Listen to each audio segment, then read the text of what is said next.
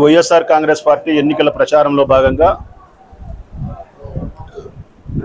మధ్యలో ఒకరోజు మహాశివరాత్రి సందర్భంగా ప్రచారంలో పాల్గొనలే. ఈరోజు 22వ వార్డులో స్థానిక ఇన్ఛార్జ్ హిదాయత్ పెద్దలు జాఫర్ అన్న, మిగతా వైఎస్ఆర్ కాంగ్రెస్ పార్టీ నాయకులు సలీం, యువకులు పెద్ద ఎత్తున వందల సంఖ్యలో కార్యకర్తలు యువకులు పాల్గొన్నారు. ఎక్కడ చూసినా ఈ వార్డులో విపరీతమైనటువంటి ఆదరణ, స్వాగతం పలుకుతూనే ఉన్నారు. కంప్లీట్గా 100% ముస్లిమ్స్తో ఉన్నారు. 1% ఇతర హిందువులు, క్రైస్తవులు ఉండేది. 99% ముస్లిమ్స్ ఉన్నారు. ఏకపక్షంగా ఉంది ఈ వార్డులో కూడా. ముస్లిమ్స్ వార్డులో 99% అంటే ఏకపక్షమే, అంత తిరుగులేదు.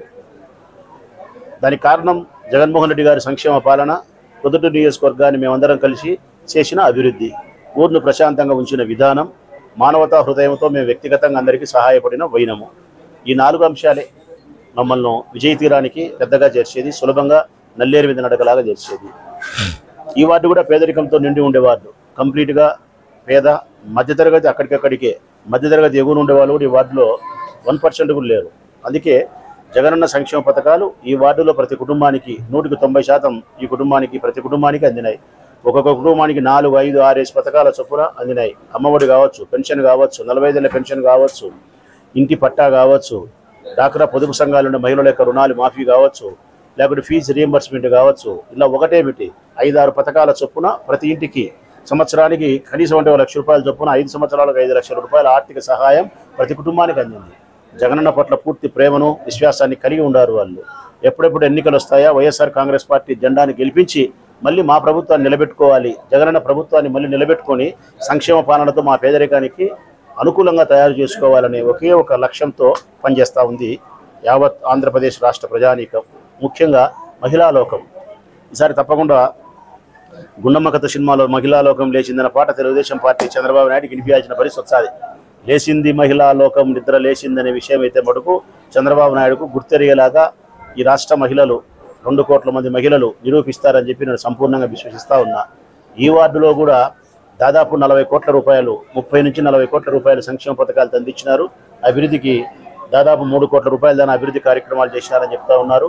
సంక్షేమంతోనూ అభివృద్ధితోనూ త్రాగునీరు ప్రతి వార్డుకు ఈ 41 వార్డులో త్రాగునీరు అందించగలిగినాం.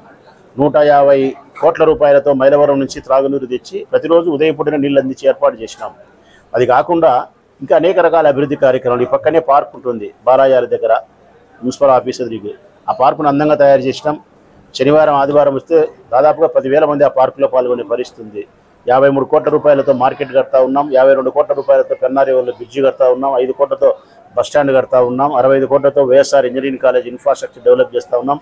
160 కోట్లతో కాలువల ఆధునీకరణ, 150 కోట్ల రూపాయలతో నూతన పైప్ లైన్ నిర్మాణం చేస్తూ ఉన్నాం.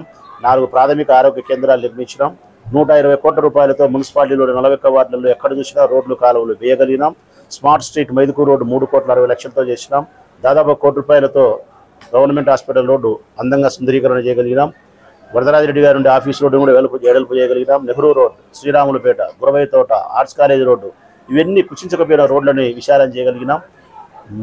ఎంటైర్ టౌన్ అంతా కూడా డివైడర్స్ డెవలప్ చేసినాం, గ్రీనరీ డెవలప్ చేయగలిగినాం, రోడ్లు సాధ్యమైనంత వరకు వెడల్పు చేయగలిగిన పరిస్థితికి వచ్చినాం. ఇవి కాకుండా గ్రామీణ ప్రాంతాల్లో 100 కోట్ల రూపాయలతో రోడ్లు వేయగలిగినాం, అభివృద్ధి కార్యక్రమాలు చేయగలిగినాం. ఒకటే బిట్టి ఈ ప్రొద్దుటూరు నియోజకవర్గాన్ని అభివృద్ధికి దగ్గరగా తీసుకురాగలిగినాం. 40 సంవత్సరాలుగా అభివృద్ధికి ఆమడ దూరంలో ఉండే ప్రొద్దుటూరును ఈరోజు అభివృద్ధికి ప్రొద్దుటూరు దగ్గర చేసి కవలపిల్లలాగా చేసే పరిస్థితి తీసుకురాగలిగినాం. మరొక అవకాశం మళ్ళీ జగనన్నకు మాకు ఇవ్వగలిగితే ఈ ప్రొద్దుటూరు నియోజకవర్గాన్ని, ప్రొద్దుటూరు పట్టణాన్ని ఎంత అందంగా సుందరీకరణ చేయాలనో, ఎంత ఆరోగ్యవంతమైనటువంటి ఊరుగా తయారు చేయాలనో, ఈ నియోజకవర్గంలో ప్రజలను ఎంత సంతోషంగా, ఎంత నాగరికత ప్రపంచంలో ఉంచాలనో అంత చేయడానికి మీ బిడ్డ రాచమల్లు సంసిద్ధంగా ఉండాడని చెప్పి తెలియజేస్తూ మనస్ఫూర్తిగా మీకు విజ్ఞప్తి చేస్తా ఉన్నాను. నేను 2 చేతులెత్తి నమస్కరించి, నాకు ఓటు వేయండి అని అడిగేదానికంటే కూడా మంచి చేసిన ప్రభుత్వానికి ఓటు వేయండి అంటానా, మంచి చేసిన నాయకునికి ఓటు వేయండి అంటానా, అభివృద్ధి చేసిన నాయకునికి ఓటు వేయండి అంటానా. మీకు, మీ కుటుంబాలకు, ఈ నియోజకవర్గానికి మేలు చేసిన పార్టీకి, మేలు చేసిన నాయకునికి ఓటు వేయండి. ధర్మం వైపే నిలబడండి, న్యాయం వైపే నిలబడండి.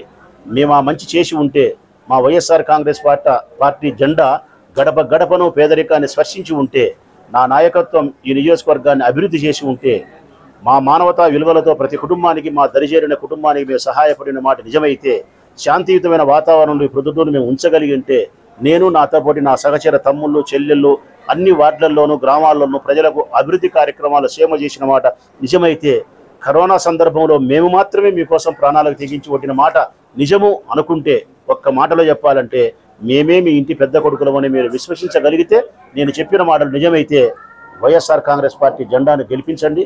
మీ ఓటు, మీ నమ్మకం, మీ ఆశీస్సులు రాచమల్లుకు సదా ఉండాలని చెప్పి సవినయంగా, కృతజ్ఞతాపూర్వకంగా మిమ్మల్ని నమస్కరించి కోరుకుంటూ సెలవు. ఈ వీడియో మీకు నచ్చినట్లయితే లైక్ బటన్ క్లిక్ చేయండి. మరిన్ని వీడియోలను పొందడానికి దయచేసి సబ్స్క్రైబ్ చేయండి.